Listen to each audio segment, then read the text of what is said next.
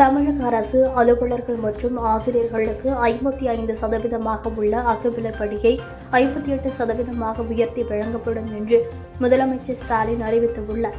மக்களுக்காக வகுக்கப்படும் பல்வேறு நலத்திட்டங்களை தீட்டுவதிலும் அத்திட்டங்களை முழுமையாக மக்களிடம் கொண்டு சேர்க்கும் வகையிலும் களப்பணியாற்றுவதிலும் முக்கிய பங்கு வகிப்பவர்கள் அரசு அலுவலர்கள் மற்றும் ஆசிரியர்கள். அத்தகைய அரசு அலுவலர்கள் மற்றும் ஆசிரியர்களின் நலனை இவ்வரசு கருத்தில் கொண்டு மாநில அரசு அலுவலர்கள் மற்றும் ஆசிரியர்கள் பயன்பெறும் வகையில் முதலமைச்சர் மு.க.ஸ்டாலின் மாநில அரசு பணியாளர்களுக்கும் மத்திய அரசு அறிவித்துள்ள அகவிலைப்படிக்கும் இணையாக உயர்த்தி வழங்கிட ஆணையிட்டுள்ளார். இதனால் தற்போது 55% உள்ள அகவிலைப்படி 3% உயர்த்தப்பட்டு 58% உயர்த்தி வழங்கப்படும் என தெரிவிக்கப்பட்டுள்ளது. திருக்கோவில்களின் திருவிழாக்கள் மற்றும் முக்கிய நிகழ்வுகளின் போது மேற்கொள்ளப்பட வேண்டிய பாதுகாப்பு ஏற்பாடுகள் குறித்த ஆலோசனைக் கூட்டம் இந்து சமய அறநிலையத்துறை அமைச்சர் சேகர்பாபு தலைமையில் நடைபெற்றது. சென்னை தலைமை செயலகத்தில் நடைபெற்ற இந்த கூட்டத்தில் திருச்செந்தூர் அருள்மிகு சுப்பிரமணிய சுவாமி திருக்கோவில், திருவண்ணாமலை அருணாச்சலேஸ்வரர் திருக்கோவில், திருத்தணி சுப்பிரமணிய சுவாமி திருக்கோவில், பழனி தண்டாயுதபாணி சுவாமி திருக்கோவில், பெரியபாளையம் பவானியம்மன் திருக்கோவில் உள்ளிட்ட 13 கோவில்களின் திருவிழாக்கள் மற்றும் முக்கிய நாட்களின் போது மேற்கொள்ளப்படும் ஏற்பாடுகள் குறித்து சம்பந்தப்பட்ட மண்டல இணை ஆணையர் மற்றும் திருக்கோவில்கள் செயல் அலுவலர்கள் முன்னிலையில் விரிவான ஆலோசனை நடத்தப்பட்டது. மேகதாது அணை கட்ட திட்ட அறிக்கையை தயாரிக்க கர்நாடகாவுக்கு உச்சநீதிமன்றம் அனுமதி அளித்துள்ளது. மேகதாது அணை கட்டுவதற்கு ஒப்புதல் அளிக்க கோரி கர்நாடக அரசு தொடர்ந்த வழக்கு உச்சநீதிமன்ற தலைமை நீதிபதி அமர்வில் இன்று விசாரணைக்கு வந்தது. அப்போது மேகதாது அணை கட்டப்பட்டால் லட்சக்கணக்கான விவசாயிகள் கடுமையாக பாதிக்கப்படுவார்கள். அணைக்கான திட்ட அறிக்கை தயாரிக்க மத்திய நீர் ஆணையம் எந்த அனுமதியும் வழங்க இயலாது என தமிழ்நாடு அரசு தரப்பில் வாதிடப்பட்டது. மேலும் காவிரியின் குறுக்கே போதுமான அணைகள் கர்நாடகாவில் உள்ளன, புதிய அணை தேவையில்லை எனவும் வாதம் முன்வைக்கப்பட்டது. தொடர்ந்து அணை கட்டும் கர்நாடக அரசின் முடிவுக்கு புதுச்சேரி, கேரள அரசும் நீதிமன்றத்தில் எதிர்ப்பு தெரிவித்தது. இதனையடுத்து மேகதாது அணை கட்டுவதற்கு திட்ட அறிக்கை தயாரிக்க கர்நாடக அரசுக்கு தலைமை நீதிபதி அமர்வு அனுமதி அளித்து உத்தரவிட்டது.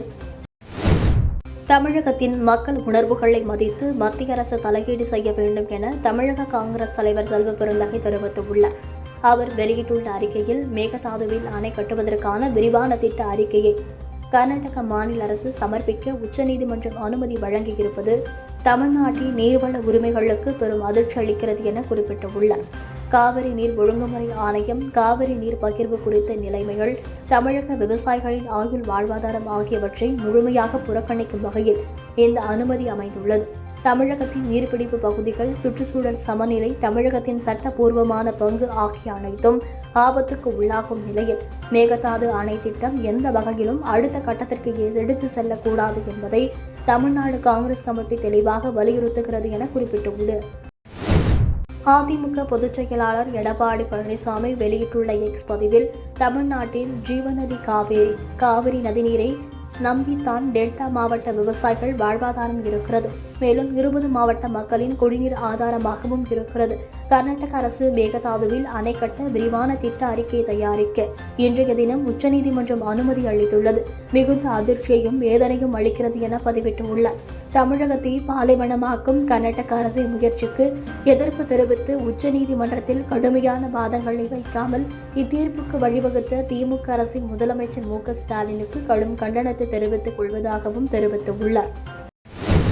மேகதாது அணை தொடர்பான வழக்கில் தமிழக உரிமையை காப்பதில் திமுக அரசு படுதோல்வி அடைந்து விட்டதாக பாமக தலைவர் அன்புமணி ராமதாஸ் விமர்சித்துள்ளார். இந்த வழக்கில் வலிமையான வாதங்களை முன்வைக்க தமிழக அரசு தவறியதுதான் இதற்கு காரணமாகும். இதன் மூலம் காவிரியில் தமிழ்நாட்டின் உரிமைகளை பாதுகாப்பதில் திமுக அரசு படுதோல்வி அடைந்திருக்கிறது என தெரிவித்துள்ளார். வாக்குத்திருட்டு காலமாக நடைபெறுவதாக தேமுதிக பொதுச் செயலாளர் பிரேமலதா விஜயகாந்த் குற்றம் சாட்டியுள்ளார். சென்னை கோயம்பேட்டில் உள்ள தேமுதிக தலைமை அலுவலகத்தில் தேமுதிக மாவட்ட செயலாளர்கள் கூட்டம் கட்சியில் பொதுச் செயலாளர் பிரேமலதா விஜயகாந்த் தலைமையில் நடைபெற்றது. இந்த ஆலோசனைக் கூட்டத்தில் 74 மாவட்ட செயலாளர்கள் கலந்து கொண்டனர். சுமார் 3 மணி நேரம் நடைபெற்ற இந்த ஆலோசனைக் கூட்டத்தில் பல்வேறு முக்கிய பிரச்சினைகள் குறித்து கலந்தாலோசிக்கப்பட்டது. சட்டம் ஒழுங்கு, வேலைவாய்ப்பு, வறுமை, பெண்கள் பாதுகாப்பு. இப்போ சமீபமாக நம்ம பார்த்தோம், தஞ்சாவூர் சைடு எத்தனை லட்சம் டன் நெல் மணிகள் மழையில் நனைந்து வீணாகி எல்லாம் முளை விட்டு போச்சு. கண்ணீர் விட்டேன் நான் அன்றைக்கி, உங்ககிட்ட அன்றைக்கே சொல்லியிருக்கேன் இது ஏற்கனவே. ஸோ இந்த நிலைகள் எல்லாம் மாறணும். ஒரு விவசாயி அதை உருவாக்கி எவ்வளோ கஷ்டப்படுகிறார் அப்படின்றது ஒரு விவசாயிக்கு தான் அது தெரியும். அதை வீணாக கொண்டு வந்து அதுக்கு ஒரு பாதுகாப்பான ஒரு குடோன் இல்லை, ஒரு ஷெட் இல்லை. மழை வரப்போகுதுன்னு தெரியும், தீபாவளி வந்தா மழையில நனைஞ்சு வீணா போகுது. அதுக்கப்புறம் அவசர அவசரமா மத்தியில இருந்து ஒரு குழு வராங்க. அப்புறம் ஓவர் த நைட் எப்படி எல்லாத்தையும் நீங்க வந்து பாதுகாப்பான இடத்துக்கு மாத்துறீங்க? ஏன் இது முன்கூட்டி செஞ்சு அந்த விளைவிச்ச விவசாயிகளுக்கு அந்த காசு போய் சேர்ந்தா இன்னும் அந்த விவசாயிகள் வாழலாம் இல்லை? இந்த மாதிரி பல்வேறு பிரச்சனைகள் தமிழ்நாட்டில் இருக்குங்க. மக்கள் நல பணியாளர்கள் எடுத்துக்கங்க, டாக்டர்ஸு, டீச்சர்ஸு, அதே மாதிரி செவிலியர்கள், மீனவர்கள், ஒவ்வொரு செக்டரும் நான் சொல்கிறேன். இன்னைக்கு டெக்ஸ்டைல் இண்டஸ்ட்ரீஸ் பெரிய பாதாளத்துக்கு போயிட்டு இருக்கு. இந்த நிலையெல்லாம் சரியாக ஆகணும். அந்த நிலைப்பாடு தான் தேமுதிகவின் நிலைப்பாடு. அது மாதிரி ஒரு கூட்டணியை அமைப்போம் என்பதை இந்த நேரத்தில் சொல்கிறேன். தாவேகவை நாங்கள் குறைத்து மதிப்பிடவில்லை என பாஜக மாநில தலைவர் நயினார் நாகேந்திரன் தெரிவித்தார். புதுக்கோட்டையில் செய்தியாளர்களை சந்தித்த அவர், திமுகவை சேர்ந்த சேகர்பாபு பாஜகவை பற்றி பேச வேண்டியதில்லை, அரசியலில் நிரந்தர நண்பரும் இல்லை, நிரந்தர எதிரியும் இல்லை என கூறினார். நான் வந்து யாரையும் குறைச்சு மதிப்பிடல. ஏன் தெரியுமா, இன்னொரு பொது தேர்தல் கூட அவங்க சந்திக்கல. நான் யாரையுமே பொதுவாக இப்போ இதுவரையிலும் நாகரிகமாக தான் எல்லாருமே பேசிட்டு வரோம். இனிமேலும் நாகரிகமாக தான் நாங்கள் பேசுவோம். ஆனால் யாரையும் குறைச்சு மதிப்பிடவோ இல்லை. அவங்க ஒரு கவுன்சிலர் கூட ஆகலை, ஒரு சட்டமன்ற தேர்தலோட இன்னும் சந்திக்கலை. இந்த சூழ்நிலை எடுத்த உடனே அப்படி சொல்றாங்களங்கிறதுனால தான் அது உங்களுடைய பார்வையில் நீங்க எப்படி வெளியேப்படுத்த போறீங்கிறது எனக்கு தெரியல. ஆட்சி பொறுப்பு ஏற்ற உடனே நீட் தேர்வை ரத்து செய்வோம் சொன்னாங்களா இல்லையா? செஞ்சாங்களா சார்? ஆனா அவங்களுக்கு தெரியும் இது ரத்து செய்ய முடியாது அப்படின்னு தெரியும். சுப்ரீம் கோர்ட் உத்தரவுப்படி இது அன்னைக்கு இருந்த அவங்க கூட்டணியில் உள்ள அரசாங்கம் கொண்டு வந்த நீட் தேர்வு, அதை நாங்க ரத்து செய்யறோம்னு சொல்லி ஓட்ட வாங்கினாங்க. 1000 ரூபாய் மக்களுக்கு தருவோம், மகளிருக்கு தருவோம்னு சொன்னாங்க. 2.5 வருஷமா தரல, பார்லிமெண்ட் எலெக்ஷன் வரைக்கும் தரல. அதுக்கு பிறகு ஏன் கொடுத்தாங்க? ஆட்சி வரணும், பதவிக்கு வரணும், அது பொய்யான வாக்குறுதி. இன்னொன்னு, அடுத்தால என்ன பண்றாங்க, சொத்து வரியை கூட்ட மாட்டோம்னு சொன்னாங்க, சொத்து வரியை கூட்டிட்டாங்க. மின்சார கட்டணத்தை 2 மாசத்துக்கு இருக்கத 1 மாசத்துக்கு மாத்தோம்னு சொன்னாங்க. சொல்லியிருக்காங்க, செஞ்சிருக்காங்களா? திருப்பூர் போயம்பாளையம் அருகே 4வது கூட்டு குடிநீர் திட்டத்திற்கான குழாயில் ஏற்பட்ட உயரழுத்தம் காரணமாக மூடி சிதறியதால் வாகனங்கள் சேதமடைந்தது. திருப்பூர் மாநகராட்சிக்கு மேட்டுப்பாளையத்தில் இருந்து அவிநாசி வழியாக 4வது கூட்டு குடிநீர் திட்டத்திற்கான தண்ணீர் பெரிய ராட்சத குழாய் அமைக்கும் பணி நடைபெற்று வருகிறது. திருப்பூர் மாநகராட்சிக்கு உட்பட்ட பகுதிகளில் குடிநீர் செல்வதற்கான பைப்புகள் பதிக்கப்பட்டு அதற்கான பணிகள் நடந்து வருகிறது. இந்நிலையில் திருப்பூர் மாநகராட்சி பெருமாநல்லூர் சாலை போயம்பாளையம் பேருந்து நிறுத்தம் அருகே இதற்கான குழாய் பதிக்கும் வேலைகள் நடைபெற்று வந்தது. பணிகள் முடிந்து சோதனை ஓட்டத்திற்காக குழாய்கள் தயார் செய்யப்பட்ட நிலையில் திடீரென உயரழுத்தம் காரணமாக குழாயின் மூடி வெடித்து சிதறியது. இதனால் அருகில் நிறுத்தி வைக்கப்பட்டிருந்த வேனின் முன்பகுதி சேதமானது.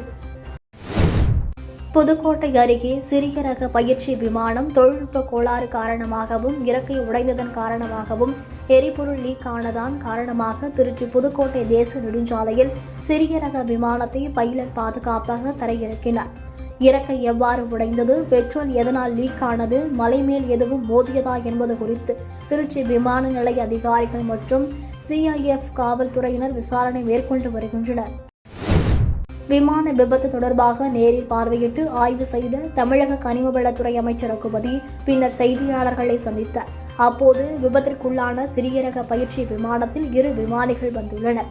அதில் தொழில்நுட்ப கோளாறு ஏற்பட்டதால் 2-3 சுற்றுகள் வானில் வட்டமிட்ட பிறகு அவசர முயற்சியாக இவர்கள் சாலையில் தரையிறக்கி உள்ளனர். இந்த சாலை மிகவும் பாதுகாப்பாக இருந்ததால் இந்த சாலையிலேயே விமானிகள் பத்திரமாக விமானத்தை தரையிறக்கியுள்ளனர் என கூறினர். ட்ரைனிங் கொடுப்பாங்கல்ல, அதுக்காக வேண்டி பயன்படுத்துகிற சிறிய ரக பயிற்சி விமானம். அந்த விமானம் வர்ற போது டெக்னிக்கல் டிஃபெக்ட் ஏற்பட்டு அவங்க 3-4 ரவுண்டு சுற்றிருக்காங்க. வேறு எந்த வழியும் இல்லைன்னு ரோட்டில் எந்த டிராஃபிக் இல்லாதனால இந்த ரோடே சேஃப்டியாக இருக்குன்ட்டு ரோட்டில் இறக்கி கொண்டு வந்து நிறுத்திட்டாங்க.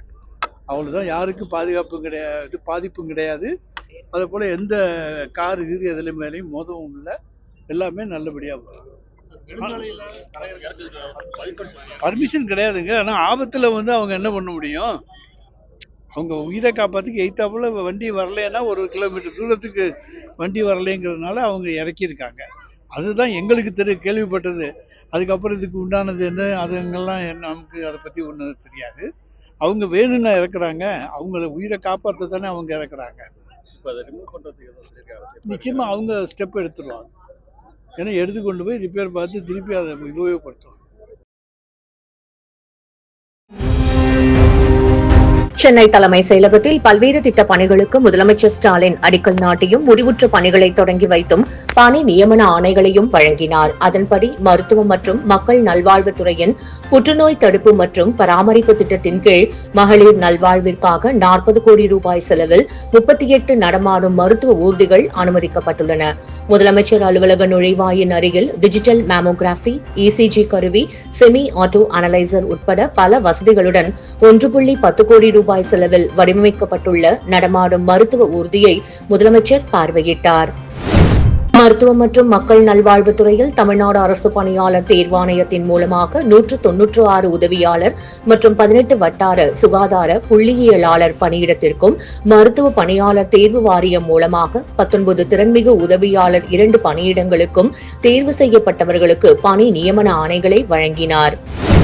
சமூக நலன் மற்றும் மகளிர் உரிமைத்துறை சார்பில் திருப்பத்தூர், நாமக்கல், மயிலாடுதுறை, விருதுநகர், திண்டுக்கல், நீலகிரி, ராமநாதபுரம், தூத்துக்குடி, புதுக்கோட்டை, அரியலூர், திருவாரூர், கன்னியாகுமரி ஆகிய இடங்களில் 62 கோடி 51 லட்சம் ரூபாய் மதிப்பீட்டில் 740 பணிபுரியும் மகளிர் பயன்பெறும் வகையில் 12 புதிய தோழி விடுதிகள் அமைக்கும் பணிகள் கோயம்புத்தூர் பூஞ்சோலை அரசினர் மாதிரி கூர்நோக்கு இல்லம் மற்றும் திருச்சிராப்பள்ளி அரசினர் கூர்நோக்கு இல்லத்திற்கு 27.90 கோடி ரூபாய் மதிப்பீட்டில் கட்டப்பட உள்ள புதிய கட்டடங்கள் ஆகியவற்றிற்கு அடிக்கல் நாட்டி, சென்னை ராயபுரம் அரசினர் குழந்தைகள் இல்லத்தில் 7 கோடி ரூபாய் செலவில் கட்டப்பட்டுள்ள புதிய கட்டடத்தை காணொலி வாயிலாக திறந்து வைத்தார்.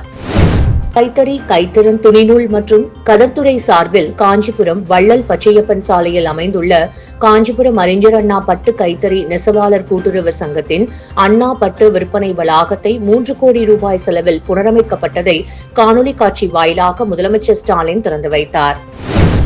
2024 தேர்தலுக்கு பிறகு அண்ணாமலை காலியானது போல் 2026 தேர்தலுக்கு பிறகு நயினார் பதவி காலியாகும் என அமைச்சர் சேகர் பாபு தெரிவித்தார். சென்னை திருவிக நகர் சட்டமன்ற தொகுதிக்குட்பட்ட பகுதிகளில் சிஎம்டிஏ அறநிலையத்துறை மற்றும் சென்னை மாநகராட்சி சார்பில் நடைபெற்று வரும் பல்வேறு வளர்ச்சி பணிகளை அமைச்சர் சேகர் பாபு ஆய்வு செய்தார். சென்னை மாநகராட்சி மேயர் பிரியாராஜன், திருவிக சட்டமன்ற உறுப்பினர் தாயகம் கவி மற்றும் துறை சார்ந்த அதிகாரிகள் அப்பொழுது உடனிருந்தனர். பின்னர் செய்தியாளர்களை சந்தித்த மேயர் பிரியாராஜன், டெங்கு தொடர்பாக வீடு வீடாக சென்று விழிப்புணர்வு ஏற்படுத்தப்பட்டு வருகிறது என்றார். இதனைத் தொடர்ந்து பேசிய அமைச்சர் சேகர் பாபு, பாஜக மாநில தலைவர் நயினாரின் பதவிக்காலம் எண்ணப்பட்டு வருகிறது என கூறினார். 2.5 ஆண்டுகளா அல்லது இன்னும் 2 மாதங்களா என்பதை முடிவு செய்ய வேண்டியது டெல்லியில் இருக்கின்ற ஓனர்கள் தான், அவரல்ல. அந்த பதவியை பொறுத்த அளவில் இசை நாற்காலியை போன்றது. எப்படி நாடாளுமன்ற தேர்தலுக்கு பிறகு அண்ணாமலைக்கு அரோகரா போட்டார்களோ, அதேபோல் சட்டமன்ற தேர்தல் 2026க்கு பிறகு ஏற்பட போகின்ற படுதோல்வியால் நம்முடைய நயினார் என்ற நைனாவையும் பேக் செய்ய டெல்லி தயாராகும். நைனாவை திரும்பி பேசியிருக்கின்றார். நான் கால் செய்தால் கூட யாராவது நயினார் நாகேந்திரன் பேசுகிறேன் என்றால் நைனாவா பேசுகிறீங்கன்னு கேட்குறாங்க. அந்த கட்சிக்காரங்களே இன்னும் அவரை பற்றி புரிதல் இல்லாதப்போ அவர் எப்படி தமிழ்நாட்டை திராவிட மாடல் ஆட்சியிடமிருந்து மீட்டெடுக்கப் போகிறார் என்பதுதான் தெரியவில்லை.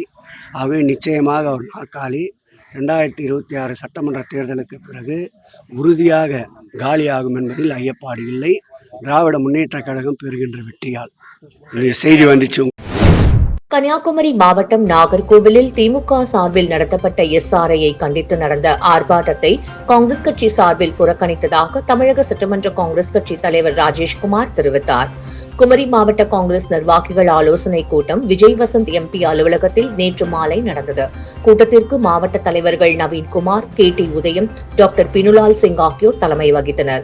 கூட்டத்தில் சிறப்பு விருந்தினராக தமிழக சட்டமன்ற காங்கிரஸ் தலைவரும் கிள்ளியூர் MLA-வுமான ராஜேஷ்குமார் கலந்து கொண்டு பின்னர் செய்தியாளர்களை சந்தித்தார். அப்பொழுது பேசிய அவர், திமுக சார்பில் எஸ்ஆர்ஐயை கண்டித்து நாகர்கோவிலில் நடந்த ஆர்ப்பாட்டத்தில் காங்கிரஸ் கட்சி சார்பில் சிலர் பங்கேற்காத காரணம் பெருந்தலைவர் காமராஜரின் படம் பேனரில் இடம்பெறாமல் இருந்ததுதான் என கூறினார். இந்திய தேர்தல் ஆணையம் அறிவித்துள்ள SIR ஸ்பெஷல் இன்டென்சிவ் ரிவிஷன் வாக்காளர் பட்டியல் சிறப்பு தீவிர திருத்தம் என்கின்ற பெயரில் அதில் ஏற்படுகின்ற குளறுபடிகள் முறைகேடுகளை கண்டித்து கன்னியாகுமரி மாவட்ட காங்கிரஸ் கட்சியினுடைய சார்பில் இங்க இருக்கின்ற மாவட்ட தலைவர்கள் சார்பில் வருகின்ற 17ஆம் தேதி அன்று அகில இந்திய தேர்தல் மாபெரும் கண்டன ஆர்ப்பாட்டம் மாவட்ட தபால் நிலையத்திற்கு முன்னால் நடைபெற உள்ளது. இந்த போராட்டத்தை பொறுத்தவரையில் ஒரு மாதத்திற்குள் வாக்காளர் சிறப்பு தீவிர திருத்த அந்த படிவத்தை பூர்த்தி செய்து வழங்க வேண்டும் என்று சொல்லியிருக்கின்றார்கள். தென்காசி காசி விஸ்வநாதர் கோவில் ஐப்பசி திருக்கல்யாண திருவிழா தேரோட்டம் கோலாகலமாக நடைபெற்றது. தமிழகத்தில் உள்ள பழமை வாய்ந்த சிவாலயங்களில் ஒன்றாக திகழும் தென்காசியில் உள்ள அருள்மிகு உலக அம்மன் உடனுரை காசி விஸ்வநாதர் திருக்கோவிலில் ஆண்டுதோறும் மாசி மற்றும் ஐப்பசி திருவிழா தேரோட்டம் நடைபெறும். இந்த ஆண்டுக்கான ஐப்பசி திருக்கல்யாணம் திருவிழா கடந்த 5ஆம் தேதி கொடியேற்றத்துடன் துவங்கி நாள்தோறும் சுவாமி அம்பாளுக்கு சிறப்பு அபிஷேக ஆராதனை நடைபெற்று வந்தது. இன்று திருவிழாவின் 9வது நாளான சிறப்பு நிகழ்ச்சியாக உலகம்மன் திருத்தேரில் மாசி வீதிகளில் உலாவரும் திருத்தேரோட்டம் வெகு விமர்சையாக நடைபெற்றது. தேரோட்டத்தில் ஆயிரக்கணக்கான பக்தர்கள் கலந்து கொண்டு மேள தாளங்கள் முழங்க சிவ கோஷங்களோடு உற்சாகமாக வடம் பிடித்து தேரை இழுத்தனர். விழாவில் முக்கிய நிகழ்ச்சியான சுவாமி அம்பாள் திருக்கல்யாணம் 15ஆம் தேதி இரவு நடைபெற உள்ளது.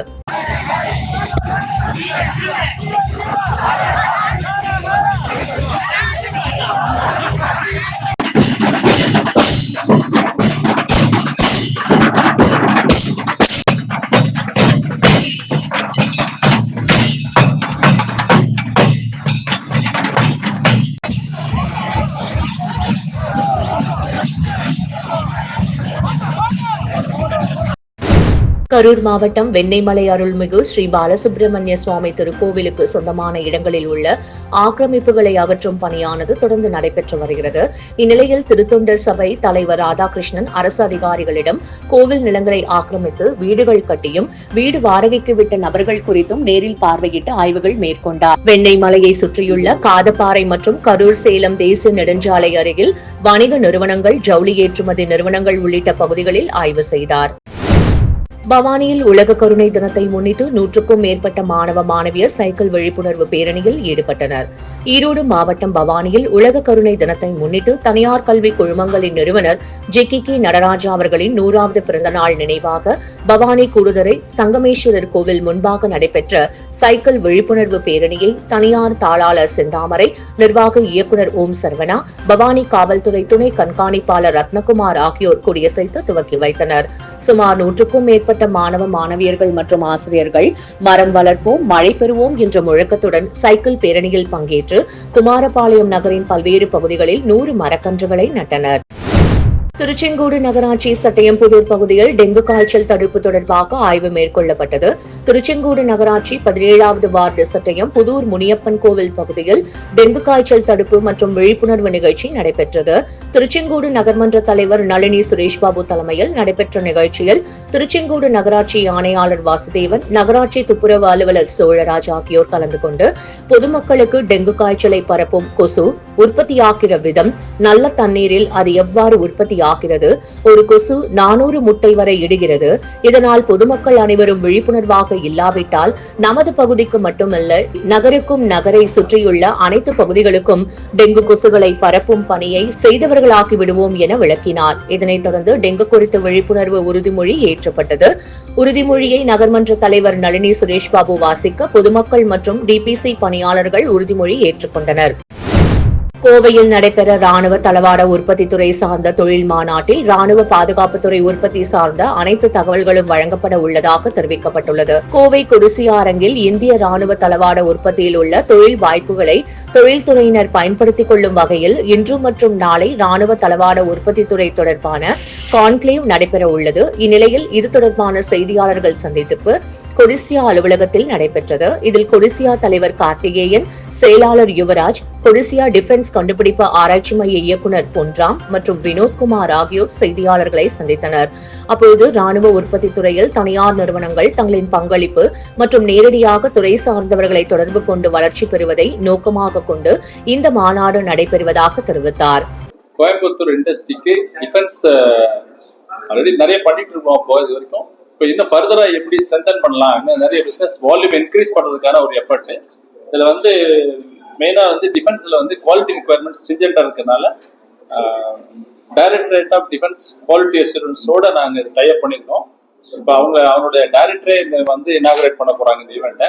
இதில் வந்து பார்த்தீங்கன்னா 2-3-5-6 டிஃபென்ஸ் பப்ளிக் செக்டர் அண்டர்டேக்கிங் வந்து பார்ட்டிசிபேட் பண்ண போகிறாங்க.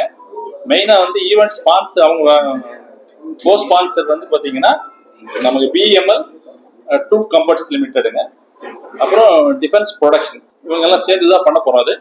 இது மெயினாக வந்து இண்டிஜினைசேஷன், மேக் இன் இந்தியாவோட தாட் ப்ராசஸ். இதில் ஃபர்ஸ்ட் என்ன நடக்க போகுதுனாங்க, indigenisation procurement and sustenance equipment by army. இது வந்து ஒரு கான்ஃபரன்ஸ் நடத்த போகிறோம். இதில் வந்து என்னென்ன ரிக்குவயர்மெண்ட், எப்படி இண்டிஜினைஸ் பண்ணலாம், அதில் இருக்க ப்ராசஸ் எல்லாமே எக்ஸ்பிளைன் பண்ணுவாங்க. அடையாளம் தெரியாத சமூக விரோதிகளால் கொட்டப்படும் குப்பை கழிவுகள் மூலம் சுமார் 300 ஏக்கர் பரப்பளவு கொண்ட அமரன்பேடு ஏரி ஆபத்தான நிலைக்கு சென்று கொண்டிருக்கும் அவல நிலைக்கு தள்ளப்பட்டது. காஞ்சிபுரம் மாவட்டம் ஸ்ரீபெரும்புத்தூர் அடுத்துள்ள குன்றத்தூர் ஒன்றியத்திற்கு உட்பட்ட அமரம்பேடு கிராமம் உள்ளது. விவசாயம் நிறைந்த கிராமத்தில் சுமார் 300 ஏக்கர் பரப்பளவு கொண்ட நீர்நிலை பகுதியான ஏரி உள்ளது. இந்த ஏரியானது ஸ்ரீபெரும்புத்தூர் குன்றத்தூர் வடபழனி போரூர் செல்லும் மாநில நெடுஞ்சாலை அருகே உள்ளது. இங்கு யாரோ ஒரு சில சமூக விரோதிகள் இரவோடு இரவாக டன் கணக்கில் குப்பை கழிவுகளை கொட்டியுள்ளனர். எனவே நீர்நிலை, நீர்வாழ் உயிரினங்கள், ஏரி நீரை பயன்படுத்தும் கால்நடைகள், அவ்வழியே செல்லும் வாகன ஓட்டிகளின் சுகாதாரம் உள்ளிட்டவற்றை கருத்தில் கொண்டு தமிழக அரசு கழிவுகளை அப்புறப்படுத்தியும் சமூக விரோதிகளை கண்டறிந்து அவர்கள் மீது நடவடிக்கை எடுக்க வேண்டும் என அம்பரமேடு ஊர் கிராம மக்கள், வாகன ஓட்டிகள், சமூக ஆர்வலர்கள் தமிழக அரசுக்கு கோரிக்கை வைக்கின்றனர். துலா உற்சவ பெருந்திருவிழாவை முன்னிட்டு திருப்பதி பெரிய ஜீயர் ராமர் அவதாரத்தில் பரிமள ரங்கநாதர் வீதியுலாவில் சுவாமி தரிசனம் செய்தார். மயிலாடுதுறை மாவட்டம் மயிலாடுதுறையில் அமைந்துள்ளது பரிமள ரங்கநாயகியுடன் ஆகிய பரிமள ரங்கநாதர் ஆலயம். 1000 ஆண்டுகள் பழமையான பஞ்சரங்கத்தில் 5வது அரங்கம், 108 திவ்ய தேசத்தில் 22வது திவ்ய தேசமாகும். ஐப்பசி துலா உற்சவ பெருநாளை முன்னிட்டு 5ஆம் நாள் நிகழ்வில் ராமர் அவதாரத்தில் ஸ்ரீ பரிமள ரங்கநாதர் வீதியுலா எழுந்தருளினார். அப்பொழுது திருப்பதி திருமலை தேவஸ்தானம் பெரிய கோவில் பெரிய ஜீயர் ஸ்ரீ ஸ்ரீ ஸ்ரீ ராமானுஜ சடகோப பெரிய ஜீயர் சுவாமிகள் எழுந்தருளி ராமர் அவதார உள்ள பரிமள ரங்கநாதரை சேவித்தார். அப்பொழுது ஏராளமான பக்தர்கள் ஜீயரை தரிசித்து அருளாசி பெற்றனர். இந்திய அணிக்காக ஆசிய இளையோர் கபடி போட்டியில் விளையாடி தங்கம் வென்ற அபினேஷுக்கு பாராட்டு தெரிவிக்கப்பட்டுள்ளது. தஞ்சாவூர் நாடாளுமன்ற தொகுதி திமுக கட்சி சார்பில் எம்பி முரசொலி முயற்சியால் ஆசிய இளையோர் கபடி போட்டியில் இந்திய அணிக்காக விளையாடி தங்கம் வென்ற வடுவூர் அபினேஷ் அவர்களுக்கு பாராட்டு விழா நடைபெற்றது. இதில் MP Murasoli, MLA Chandrasekar, mayor Ramanathan, துணை மேயர் அஞ்சுகம் பூபதி உள்ளிட்டோர் கலந்து கொண்டு தங்கம் வென்ற அபினேஷ் அவர்களை பாராட்டி ரொக்க பரிசு வழங்கி பாராட்டி வாழ்த்து தெரிவித்தனர். முன்னதாக மணிமண்டபம் பகுதியிலிருந்து மேளதாளங்கள் முழங்க அபினேஷ் அவர்களுக்கு சந்தனமாலை அணிவித்து ஊர் மக்கள் புடைசூழ ஊர்வலமாக நாடாளுமன்ற உறுப்பினர் அலுவலகத்திற்கு அழைத்து வந்தனர். இதில் ஏராளமான விளையாட்டு வீரர்கள், பயிற்றுநர்கள் மற்றும் ஊர் பொதுமக்கள் கலந்து கொண்டு அபினேஷுக்கு வாழ்த்து தெரிவித்தனர்.